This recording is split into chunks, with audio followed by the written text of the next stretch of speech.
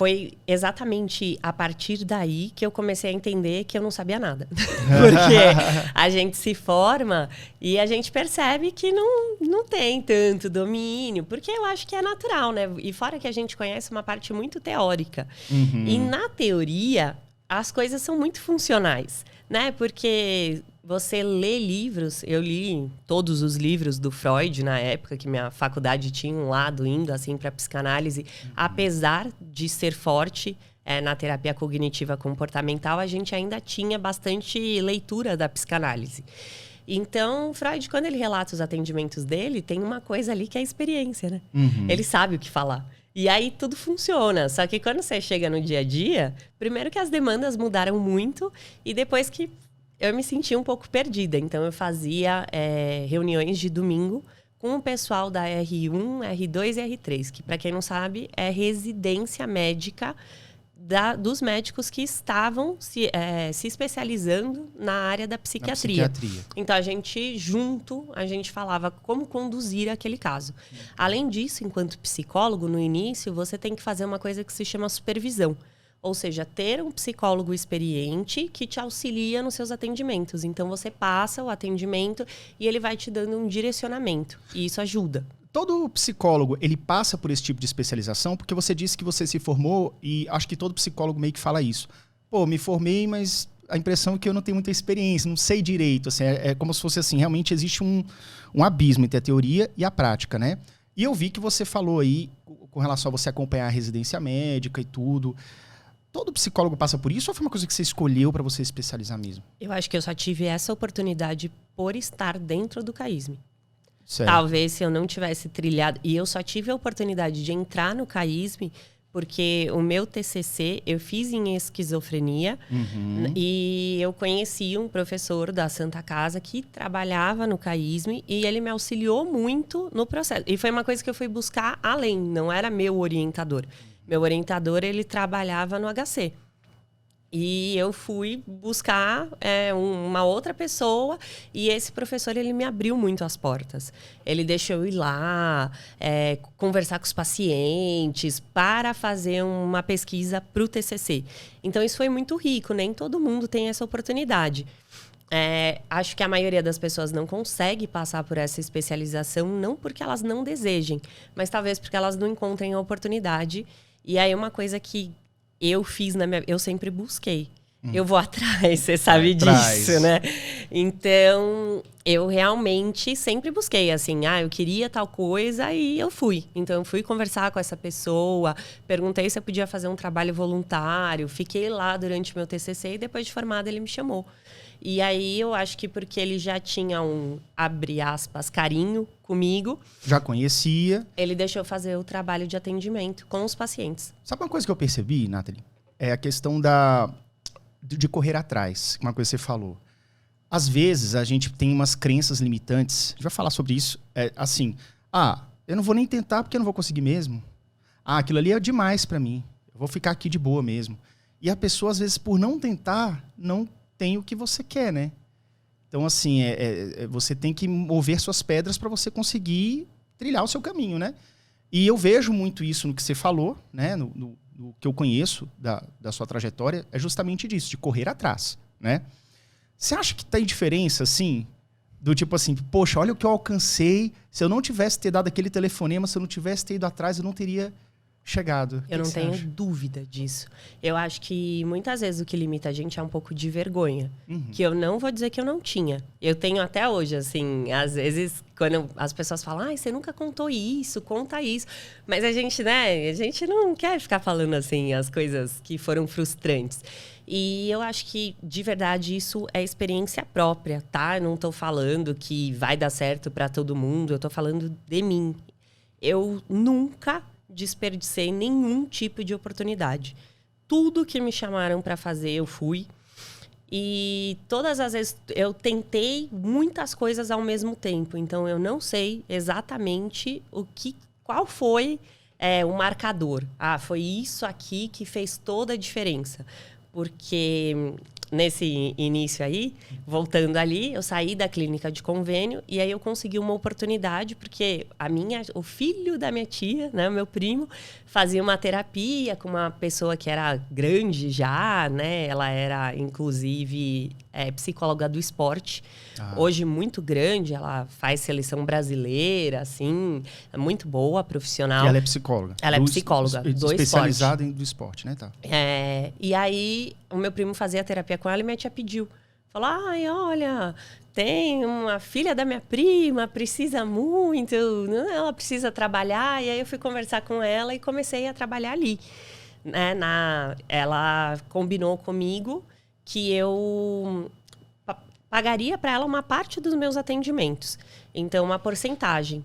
E ela me encaminharia pacientes. E isso, para mim, era super vantajoso, porque eu não tinha demanda, não tenho ninguém na família médico. Hoje tenho, minha irmã é casada com um médico, mas nunca tive até então. Uhum. E não tinha da onde vir, né? Eu tinha que correr atrás. E aquele pessoal que eu atendia ali, por convênio, no CAIS, não eram pessoas que tinham condição financeira de poder migrar para um atendimento particular. E ela já tinha esse grupo de pessoas.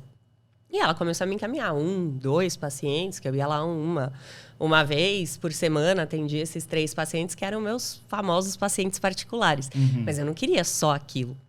Eu queria mais do que aquilo. Então, eu pedi para o meu marido fazer cartãozinho para mim, porque ele é publicitário também, além de ser psicólogo.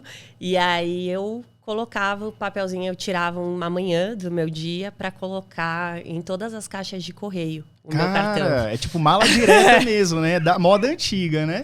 Eu ia colocando nas caixinhas de correio da região. Sabe o que tá faltando isso, cara, no mundo? Eu vejo muitas pessoas assim, não, faz um impulsionado do Facebook. Aí o Facebook diz assim, o seu anúncio encontrou 20 mil pessoas. Você nem sabe se é verdade isso ou não, sabe? Acho que o bom e velho caixinha de correio...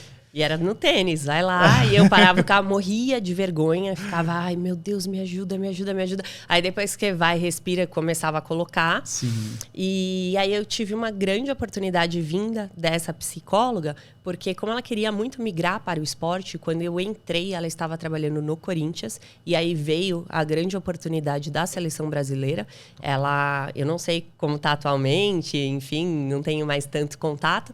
Mas na época ela foi chamada para o hand feminino. Uhum. E ela falou assim, Nath, eu acho que ela começou a ver que eu corria atrás, porque era para eu trabalhar lá uma vez por semana e eu estava lá todo dia.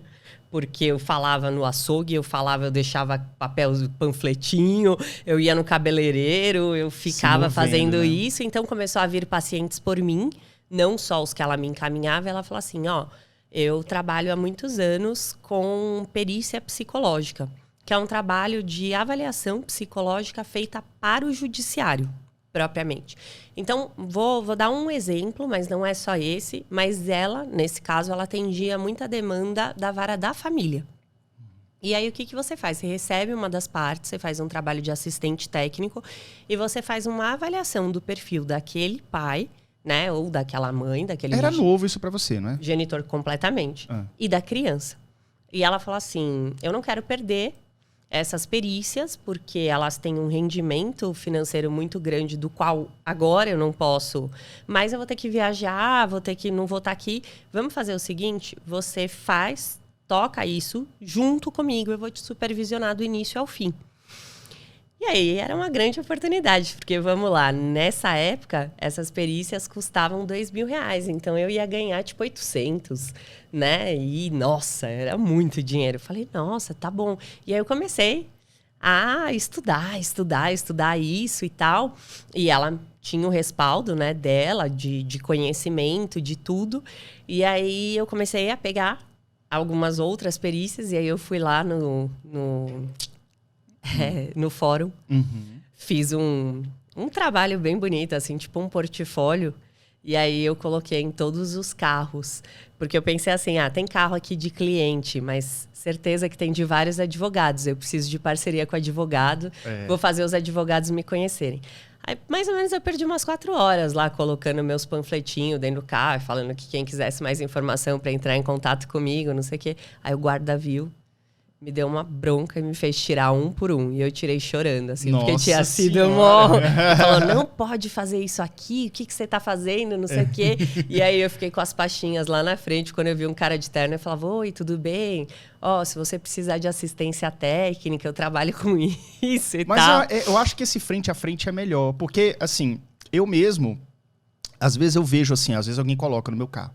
Eu olho, tem até umas propostas legais, um negócio assim, mas eu não conectei, eu não conversei com a pessoa. Então, realmente, às vezes, ficar na porta, entregando de um por um, conversando rapidamente, né? Mas dá uma vergonha. Dá. Nossa, é assim, né? É um processo de Hormese. Depois a gente fala disso, de como viver esses pequenos estresses nos fazem crescer, né? Nos tornar mais antifrágeis, como diria o Wesley, né?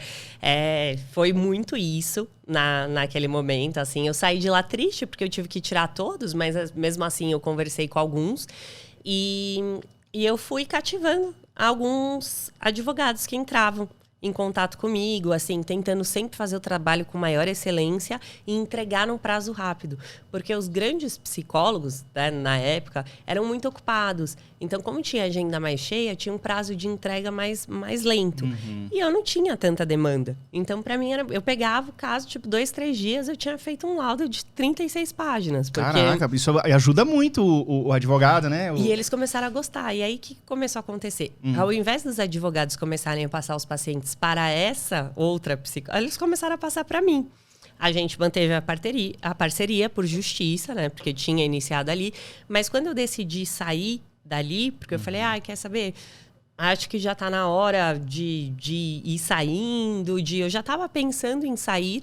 A minha prima veio com a ideia de montar um consultório. Essa era a irmã daquele meu primo que fazia o atendimento. Sim. Ela falou, eu vou fazer um negócio muito legal na Zona Norte, que não existe em lugar nenhum. Ela se formou em biologia.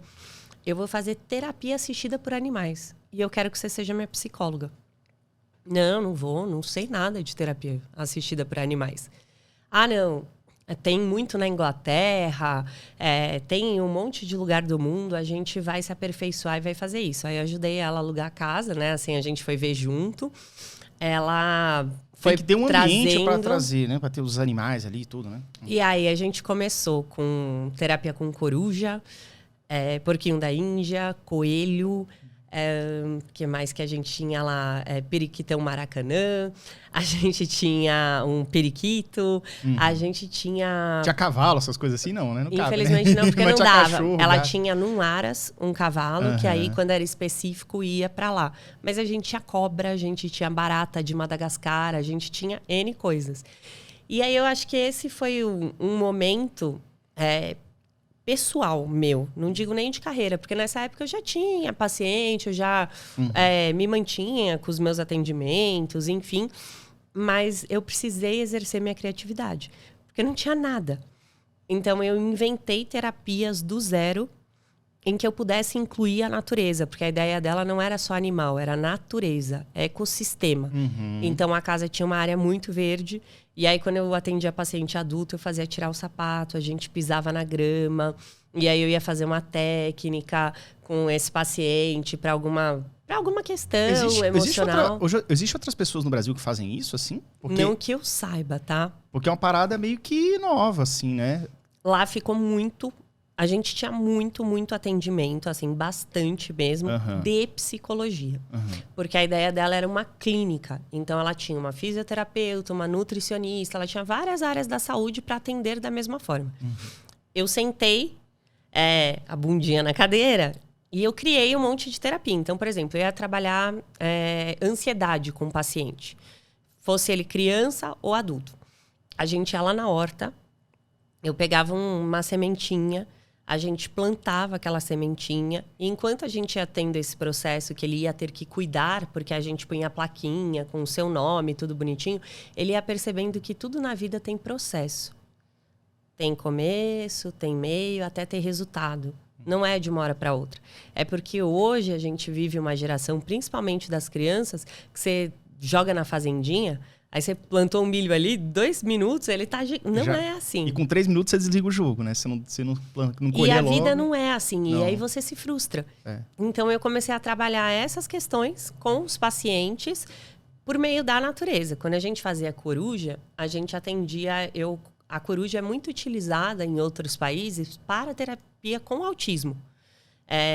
Principalmente com autistas. Mas eu usava muito para empoderamento. Então, sabe aquela pessoa bem retraída, bem quietinha? Porque a coruja, ela tem você precisa ter voz de comando.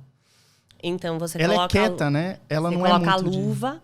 E para ela vir até você, você precisa dar E se você falar assim... Ela chamava Flor. Flor, vem. Ela ainda olha para você e faz assim, ó. E aí você tem que ser maior do que ela. Flor, vem. E aí você ia trabalhando essa questão da postura, do saber se colocar. Cara, que legal. E assim a gente foi fazendo lá, foi ficando muito cheio. Só que só tinha para psicologia atendimento. Não tinha para o resto. Porque acho que talvez as outras meninas não souberam muito como... fazer. Administrar. E aí elas pegaram e desistiam, de repente, assim? Tipo, não... fazia o atendimento normal, né? Quando ia, por exemplo, tinha massagem lá, tinha uma que era masoterapeuta. Mas aí, ao invés dela pegar e usar a cobra, porque a cobra, né, a textura é muito gostosa. Eu gosto de bicho, então... E aí, poderia usar, assim, algum recurso, acabava que ficava naquela massagem mesmo e só ficava aquele ambiente mais gostoso. Mas não tinha tanto desfrutar. Nessa época eu atendia muita criança, então fazia muita criança subir no pé de amora, colher amora, e a gente ia conversando. Como criança que às vezes não tem o brinquedo. menor contato com a natureza, assim, né? De onde mora e tudo. E essa minha prima, ela é muito criativa, assim, e a gente fazia curso de férias com as crianças, então a gente fez eles fazerem uma casinha do João de Barro. Se lotaram de barro, mas a gente ia sempre trabalhando questões, então não era o fazer por fazer, era o fazer com contexto.